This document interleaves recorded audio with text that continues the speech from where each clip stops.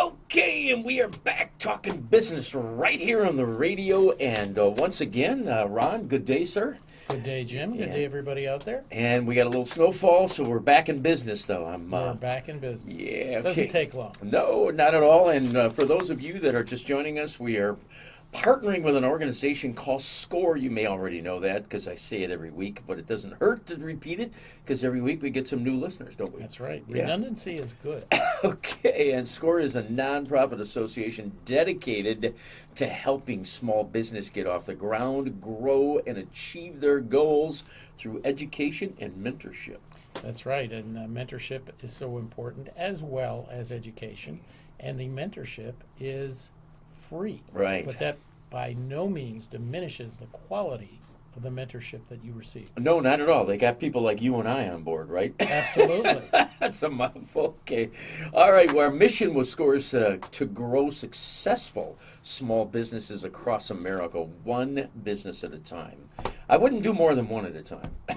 You wouldn't. Much as I'd like to. Anyway, I've actually had 4 or 5 clients, SCORE clients, at simultaneously, not together, but you know. Not in the same room. No, I wouldn't do that. So, anyway, I just want to bring folks the awareness that education. I mentioned that, and at Ottawa University, which is out in Brookfield, and it is a place, a facility we've been using out there. It's a college. Ottawa University is a school, and it's not. You're not going back to college, folks, if you go to one of our programs out there. But they just allow us to use the facility on Saturday mornings. But the education you get is as good as going to college. It is great. And I was just going to send folks over to the SCORE website so they can see what the lineup of programs, because this segment of the winter, starting in January through about May is when we shut them down.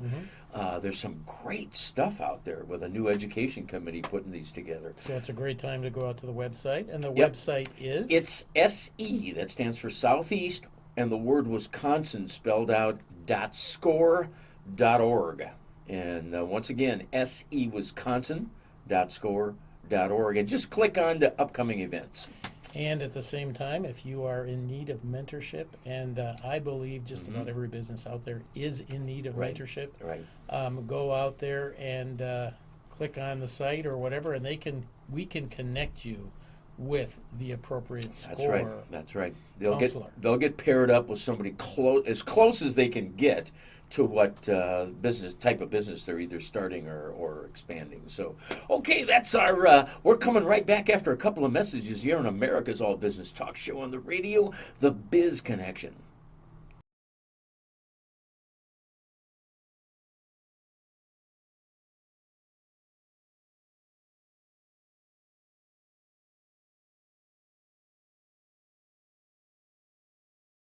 Okay, we are back, and we were talking business, and once again, Ron, how are you again today? I'm just wonderful.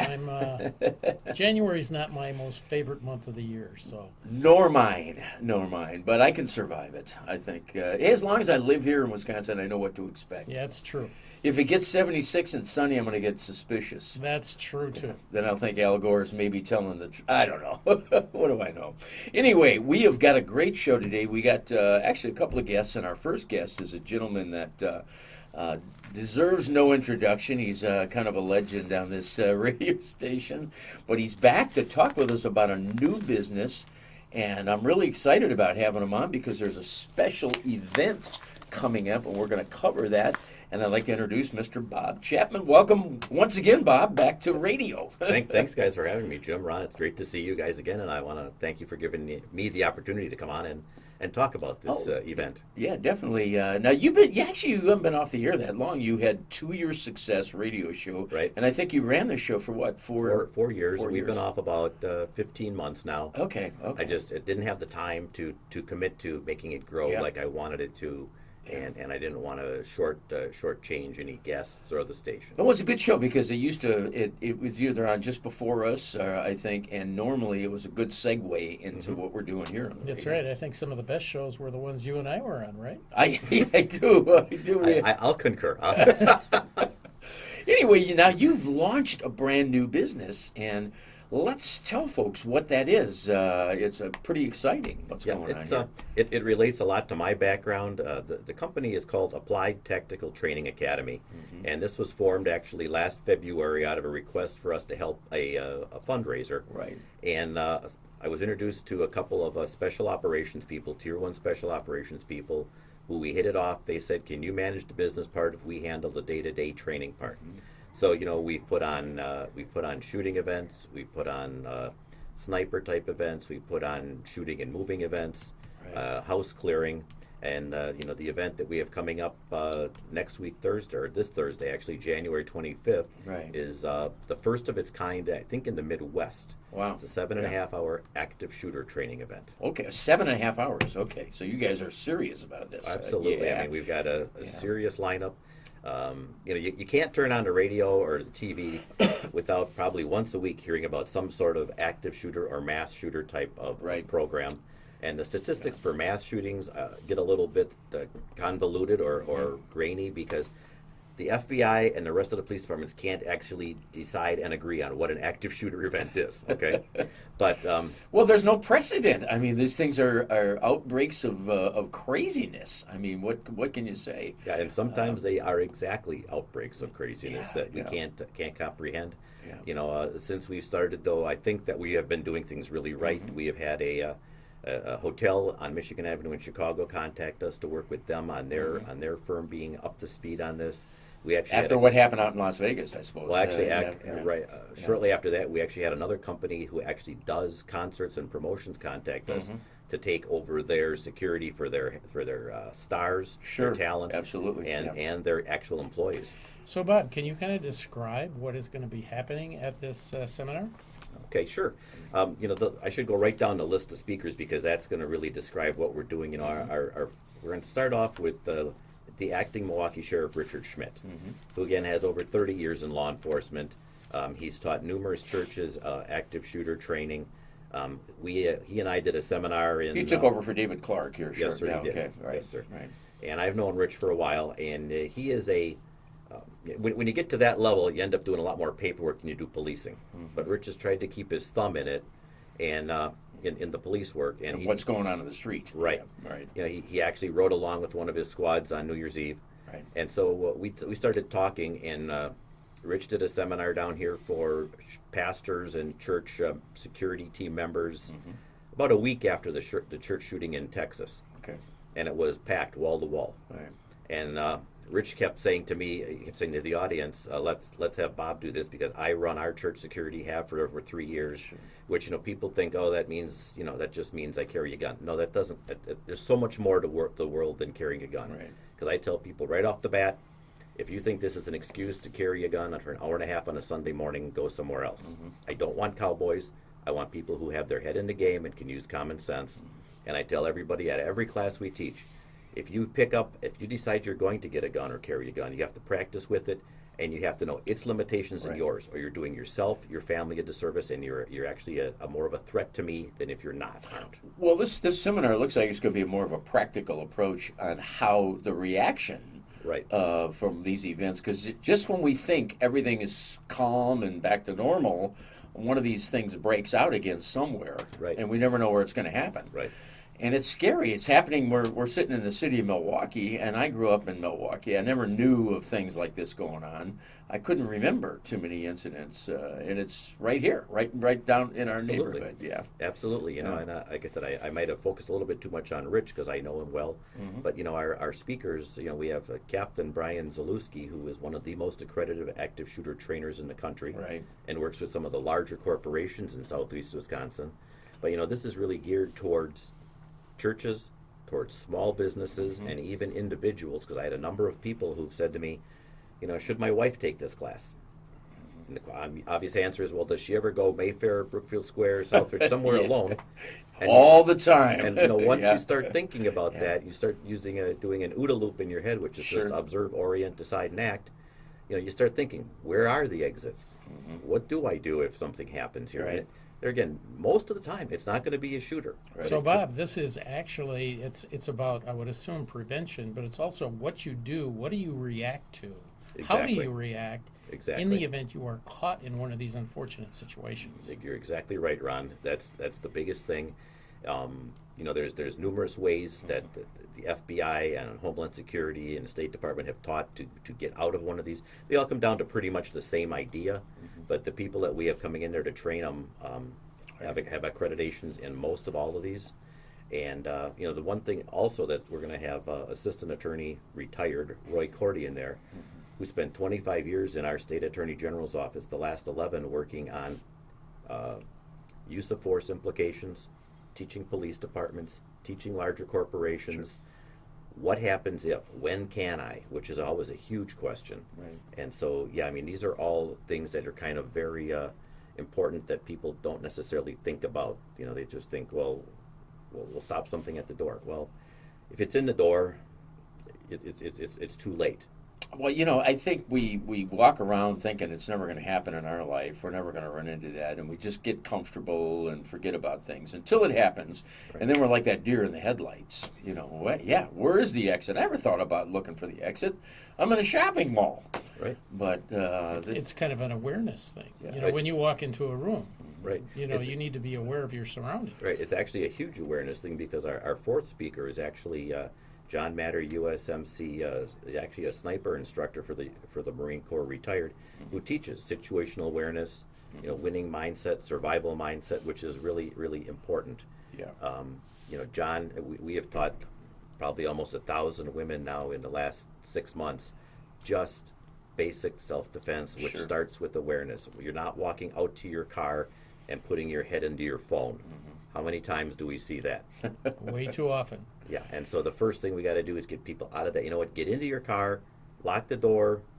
Look around. Look around. You can always pull away and pull down 4 or 5 stalls. Nothing's there. Then look at your phone. But these are so commonplace, such commonplace mistakes that we kind of have to look at it and go, where do you start? And it's a little bit of retraining for all of us. I could just see the people walking around grabbing their phone. Is there an app for shooting in the mall? Where do I go? Patrick, write that down. We probably have to write one. We got it. So, Bob, this is really about safety if you are a gun owner, but also it's about safety if you're not. Absolutely. It's Well, even if you're carrying a gun, what are you going to pull it out and you never know where the gunfire is coming from? Bullets are flying. These people out in Las Vegas, you never thought bullets are going to be spraying out of the sky when you're watching a concert. It's a very awkward and very, very dangerous situation because you think of it, he had a target of a couple of acres. He didn't have to be precise. Right. He had to do what we always called pray and spray. Oh, it's shooting fish in a barrel. It doesn't care if he hits this guy or that guy or the guy three yards over.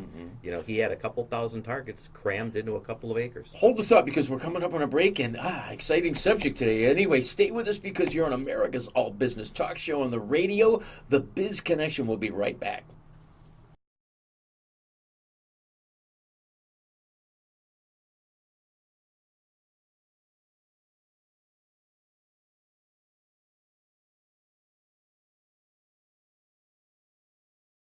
Okay, we are back and we're talking business, covering a subject today that doesn't get covered very often, an event that's coming up, and Mr. Bob Chapman is with us.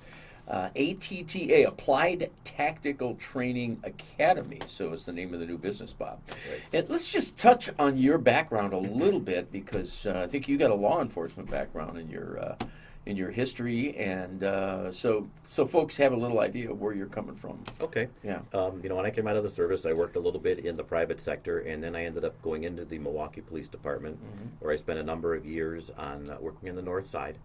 Always a 2-man car, working from 7 at night to 3 in the morning. I did the math a few years ago, and I averaged responding to 105 shootings or men with gun calls a year. Wow. And then when I ended up going from normal patrol to the TAC squad, which is the SWAT team in Milwaukee, at the time we were doing all the responding to that and all the responding for the FBI, the DEA, the ATF, the IRS, even the Sheriff's Department, because when I was there, none of those entities had their own SWAT team or entry teams for search warrants. Okay. So we were busy. Yeah. And so that gave us a host of experience. And so, that's one of the things I like to blow our horn on, is that every one of the speakers there has been in the game, has actually, you know, I mean, now our attorney has obviously not been involved in an active shooter situation, but he's prosecuted them. He's researched them. He's come down with law and helped the Supreme Court. Yeah, my son is a police officer. He's up in Appleton, and he started in Florida on the West Palm Beach area. And he wasn't too big about joining the force up in Wisconsin, but now when he got up here, because of his wife is from here, it was SWAT also, and they were called out a lot more times than he thought they were ever going to be. Yeah, people don't know, and so many of these things are not advertised well or covered unless there's a very gory situation. Sure. You know, I mean, if you just look at... and there's so much of it right now, to get national attention, it's got to be pretty big event, because, And I was just going to say, about 2 weeks before Christmas in the state of Kansas, a gentleman walked into a big box store holding a gun, and he said he was there to kill people. Now, I didn't see this on any news anywhere. I consider myself a pretty informed person and reading news sites and looking at news. He walked in there, and there happened to be an off-duty police officer in the store. Wow. And I've got the store security footage on my phone, you know, and it comes from the National Law Enforcement Facebook page. And so I never saw anything about that. So there's a lot of things out there that you never see unless they become a big active situation. Okay. But, you know, a situation like this was never put out anywhere. You know, and so our seminar coming up on January 25th, I think, is going to be very, very helpful to a lot of people just to get their head around, what do I do if? What do I do if? So, you know, my first thought would be to panic and then to run like heck somewhere and duck at the same time. But there's got to be a better strategy than that. Ron's pretty good at going to his disappearing act when these things break out. Well, I hope I never have to. Well, you know, I mean, all of the active shooter trainings teach you. They call it different things, but they all teach you the same basic things: run, hide, fight. Okay, now run if you can, hide if you have to, and fight if you must. All right. Now, people will always look fright at or flight. I like to take flight. Well, they're interchangeable, and that changes as the situation changes. Yeah. You know, the best laid plans are thrown out the door as soon as something happens. Well, you just don't know if you can get out of the line of fire. You don't know where it's coming from, so that's the scary part. So tell me about the events coming up. How do folks get into this event? Because I think there's going to be a lot of desire to get on board with this. We have a few seats left. They can go to our website, which is atta-usa.com. Look at the calendar.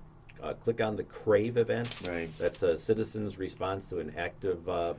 That's the acronym. Violent event, right?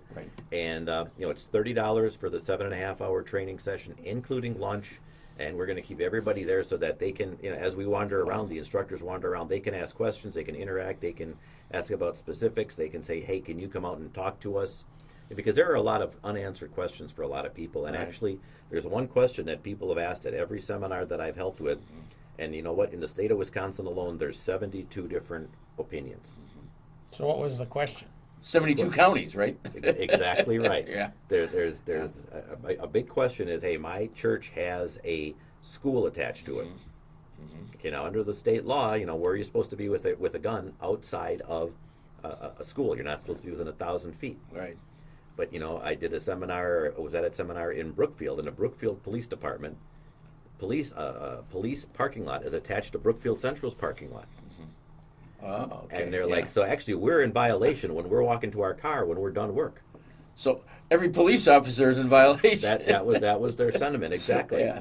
You know, and the other big thing that people don't talk about is nationally, the average response time to something like this is 4 to 5 minutes. Can be by that time, damage can be done. Right, and statistically, someone dies every 15 seconds in one of these. Yeah, I think David Clark was doing public service announcements, telling people, there's going to be allow for a 4 to 5 minute response time. Absolutely. And so, and he was talking about concealed carry. Right. I mean, we even have one of the speakers that is not on here because she doesn't want her name published. One of the survivors of the Azana shooting in Brookfield. Right across the street from Brookfield Square. I remember that, yeah. A beautiful October Sunday morning. You'd think, well, what else is going on, right? Right.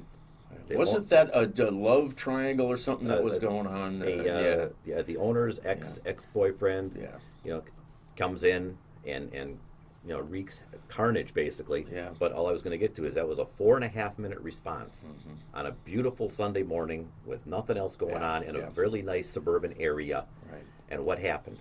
Well, we're So kind that of 4.5 minute time frame before the authorities can respond is absolutely critical, and that's where you want to know what to do. That's where you have to have some plan in your head, and like I said, it can change sure. at the snap of a fingers. I mean, because we could be sitting here and Run could go to fight, and people often say to me, "Well, I have nothing to fight with." Well, you know what? We have cups of hot coffee. We have pens. We have phones to throw in someone's eyes. Right. We have anything you can do. And when you're pushed to that limit, believe me, you'll find things to do and use. But what we're trying to do is have you think about that beforehand. Yeah. Because at that last minute, a lot of people panic. And one of the statistics the FBI uses a lot is that active shooters are very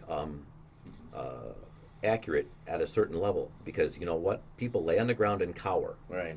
And as they walk past you, from 2 and 3 feet. Oh, you're a perfect, Right.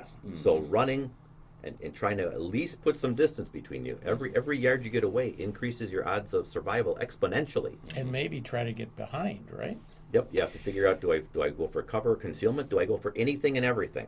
Everything's on the table at that point, and your survival is utmost. Well, it's the element of surprise, and I think this event can tell people to be more mindful going to an event like this. So let's, because we got a couple of minutes left here in the year, and I want to make sure folks get all the contact info so they can sign up for this, because I'm sure they will. Believe me, I think it's going to be a big, well-attended. Yeah. Well, if you just go to atta-usa.com, that's atta-usa.com. Click on the calendar link and then find the CRAVE seminar on January 25th. It's out at Brookside Baptist Church in Brookfield, Wisconsin. Our phone number at the office is 262-349-9979 if you need more help or you want to talk, about a specific event if you think it might be helpful. If I'm in the office, I grab the phone, and it doesn't even matter if it's after hours or whatever, but please. I don't want someone to say, "Well, I didn't know about this," or "I didn't," I didn't think it would ever happen to me, because that's what oftentimes people say. And it is important. I worked in a technical school system, and we used to have active shooter training because you just never know, and you want to make sure that you know what to do, when to do it, and when to do nothing. And it's not something that comes naturally to most of us. No, it's not. And the Department of Homeland Security and the Army just came out with a $5.9 million active shooter training for school teachers. Right. Well, we're talking $30. Put yourself in there with active, experienced people, and we're not going to actually have simunition or paintball or anything going that day, but this could certainly lead you to just thinking. This is all about thinking. How much room have you got in there? How many people could it hold at this event? We could hold up to 700 right now. Wow. And we have a few seats left, but we're getting really close to full. And are you going to do more of these? Is this are you planning, or this will be a test run to see if you're going to do more? We're planning to do more. Okay. We've actually had one of the companies who signed up a couple of their people say, "Can you come out to our company? We have 200 and some employees. Can you do it live for us at our location?" So we take the show on the road. And we're looking after probably February doing a show a month or a seminar a month, and we're not at all adverse to taking it on the road. Well, Bob, I want to thank you for coming in to talking about this, because it's absolutely something that's really on people's minds, and I want to wish you well in this endeavor. I think you've got DNA, your entrepreneurship, but I think this is one that's really going to be well received. And these active shooter situations are situations that nobody thinks are ever going to be put in that situation. Absolutely. Right. But it's important to know what to do if you actually are. I appreciate you guys having me on. Oh, thank you for coming in and talking about this. I'm glad we were able to cover this or touch Thank base. you. Okay. All right. Stay with us, because we're coming right back. We're going a different direction on our next segment, so we'll surprise you.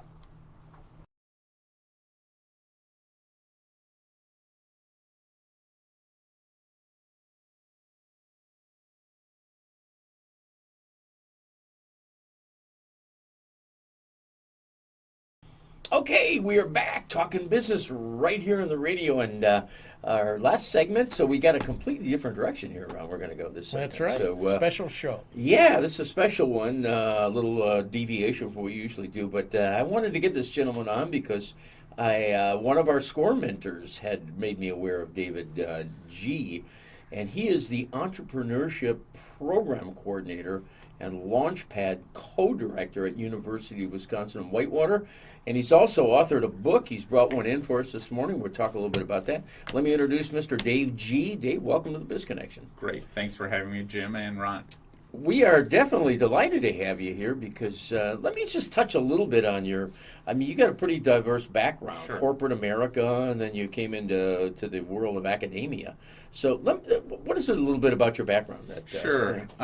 So I started out my career, first 20 years was in corporate. Mm-hmm. So I worked for Motorola, Bell South.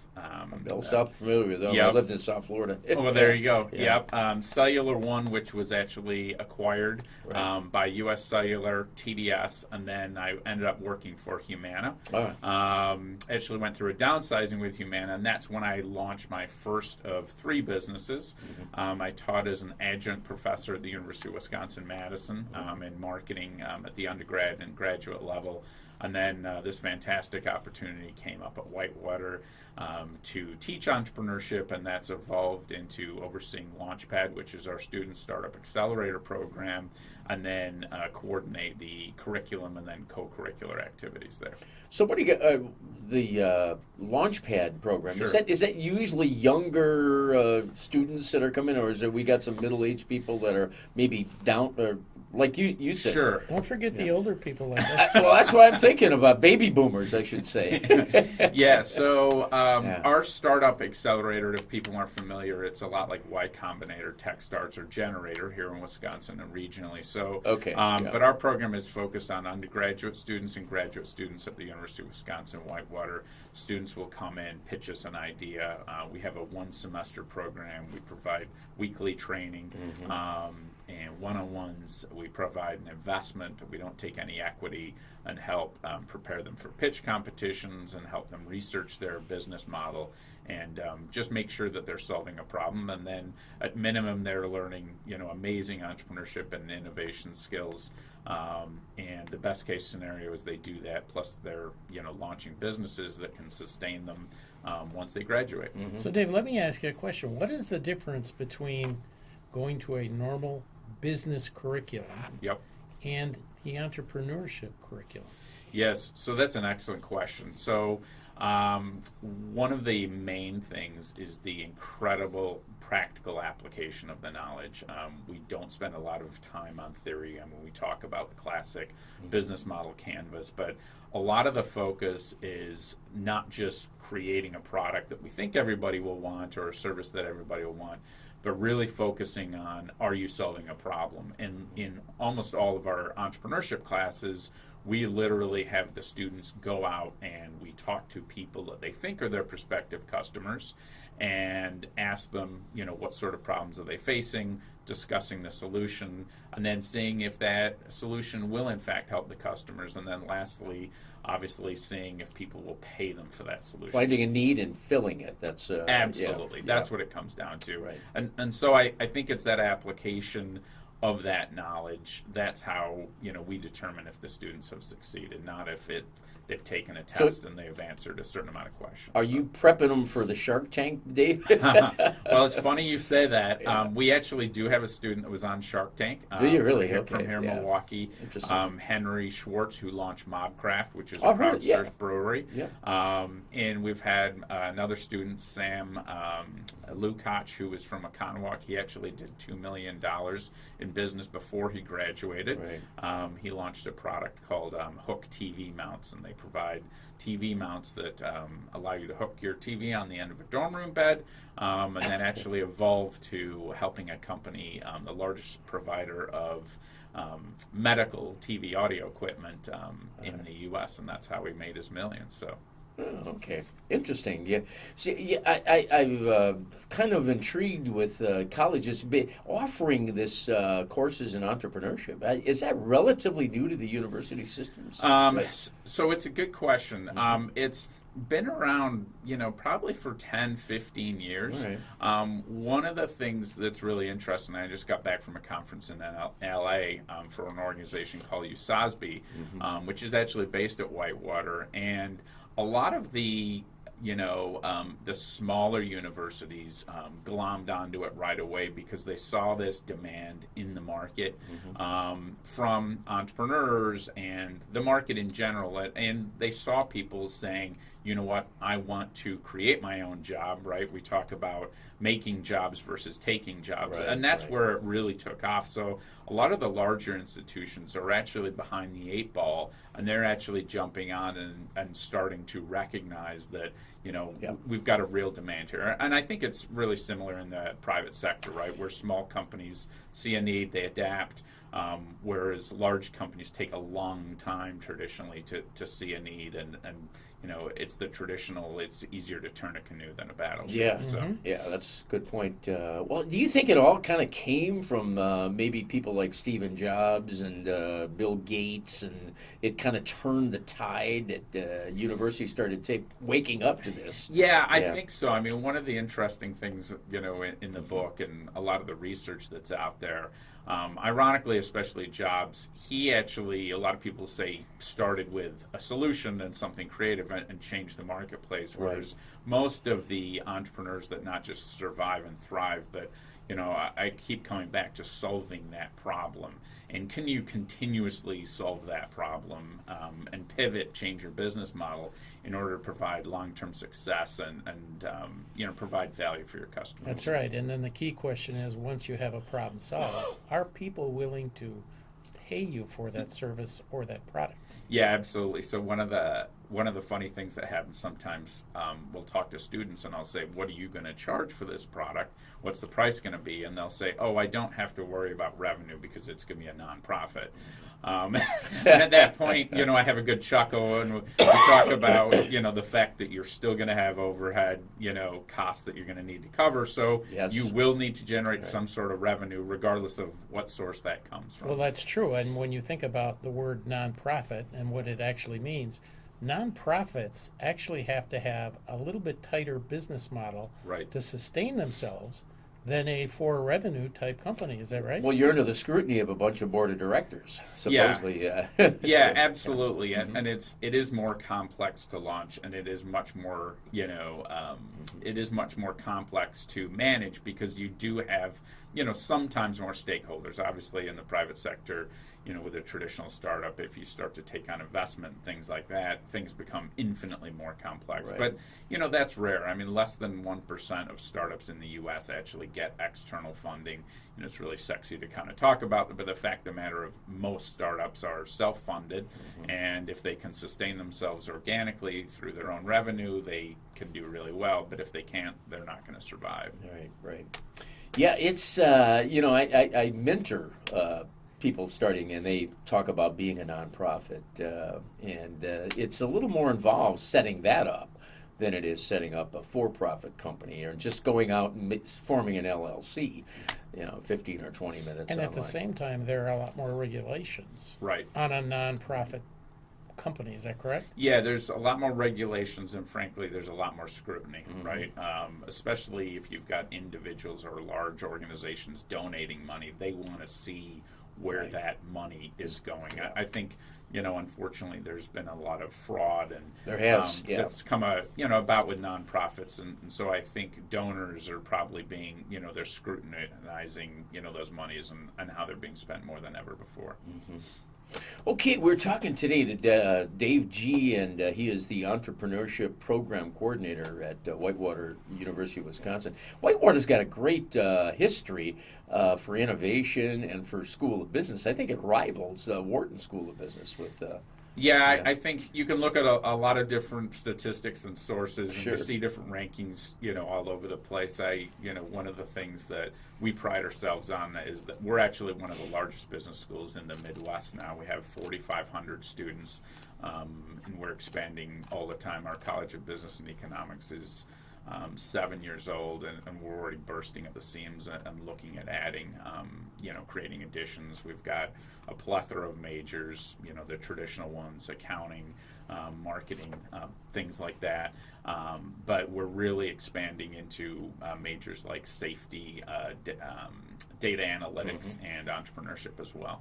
And these are majors that, people can really, once they get out of school, there's lots of opportunities for them. Yeah, absolutely. I mean, many of our students are first generation, and frankly, they don't have the luxury of saying, I'll go and find myself and go and walk about, as I talk about with my students. They have to go out and generate an income right away. So most of our degrees are very pragmatic.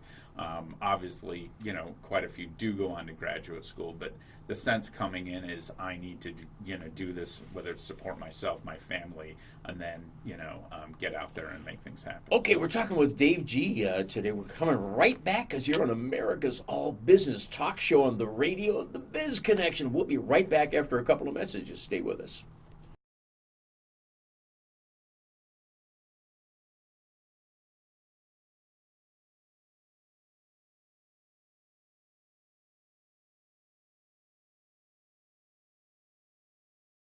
Okay, we are back and we're talking business.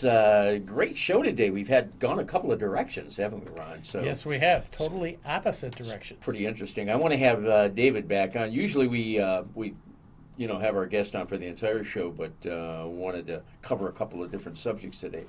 David G. is Entrepreneurship Program Coordinator and also Launchpad Co-Director at UW Wisconsin in Whitewater. And we've got, Dave, you've written a book here. Is this your first one? It is my first book. Okay, yes, all correct. right. Ron, you had a couple of questions out of that book. Well, the book is called The Corporate Refugee Startup Guide. And I really like that title because as we were just talking during the break, many entrepreneurs, they just kind of jump in and dive in. Right. And they don't really necessarily think or educate themselves about all of maybe the pitfalls, so on and so forth. Of starting your own business. So maybe you could just talk a little bit about the book, and then I'd like to do a deep dive into some of these chapters. Sure. Yeah, so I think it's appropriate, a little bit to kind of start with my own story. After I went through my downsizing, I talked to my wife and said, hey, I've always wanted to have my own business. And I was making up about 70% of our household income at that point, and she said, fine, you've got $200 and you need to start making up that revenue in 2 months.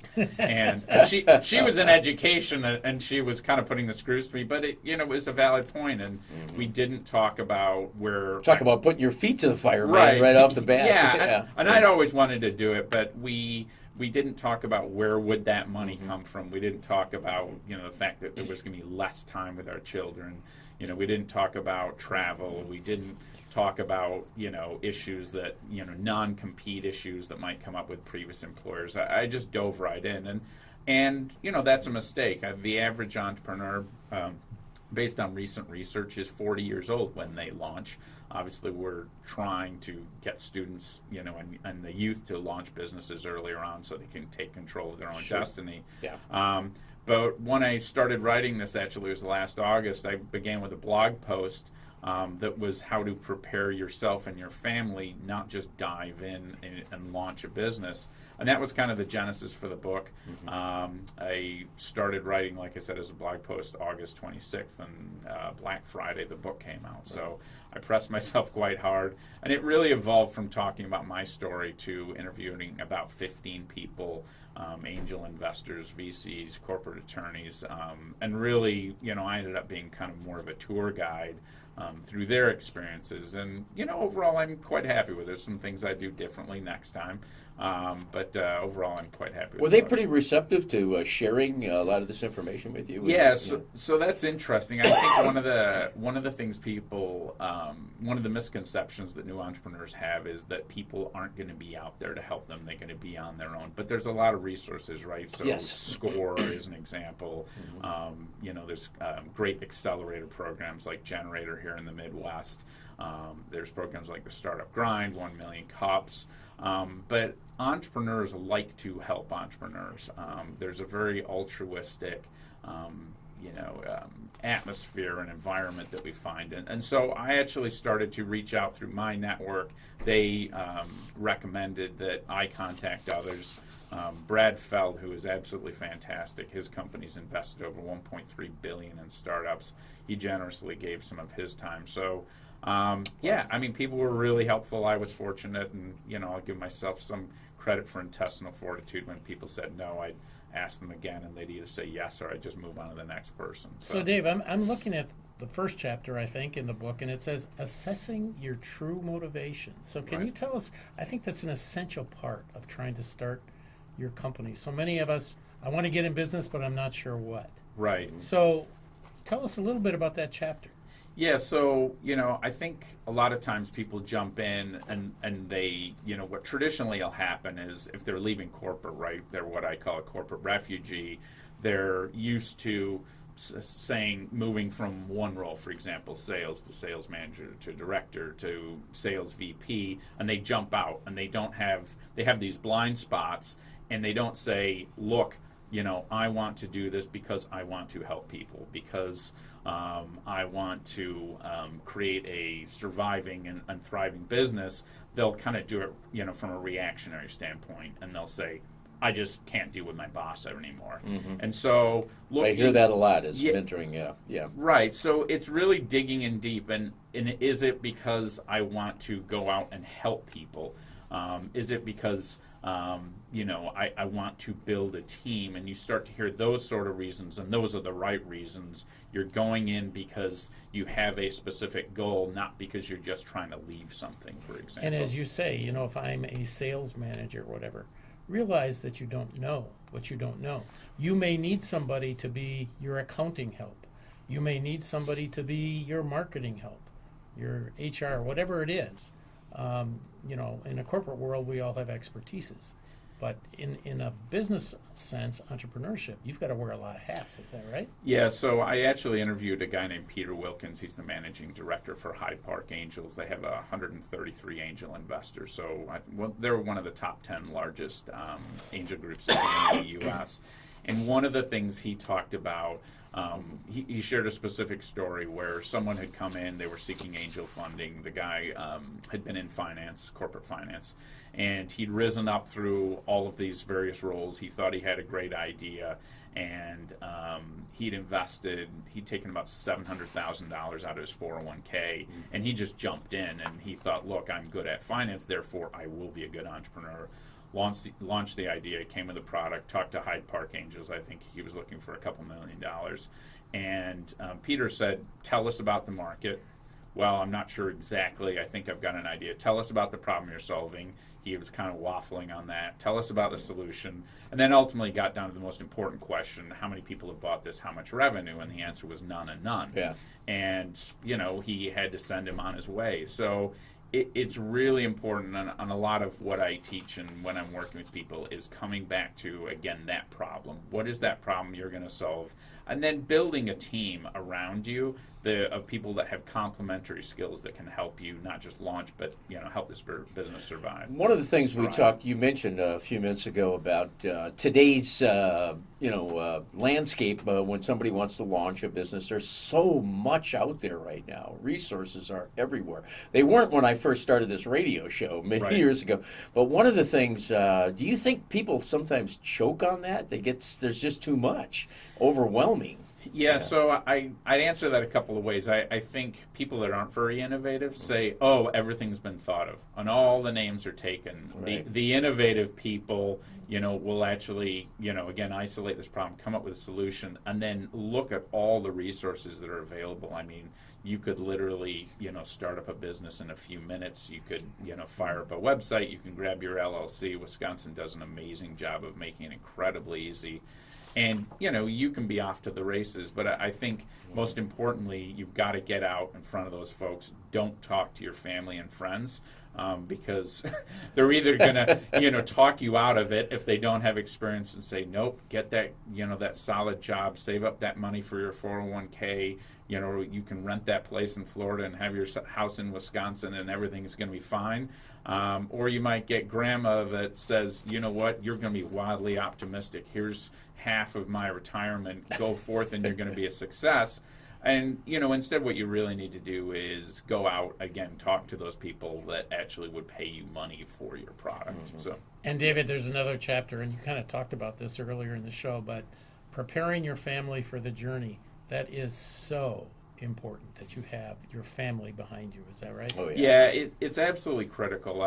When I was talking to Aaron Everson, who is actually based here in Wisconsin, his first company actually sold to Microsoft, and he's a serial entrepreneur now, and actually he's a mentor to some of our students here at Whitewater. And one of the things that he talked about is that this concept of work-life balance is a pretty foreign concept to him. And so if people go in thinking, oh, I'm going to do this so I have more flexibility and more time with family, they're really kidding themselves.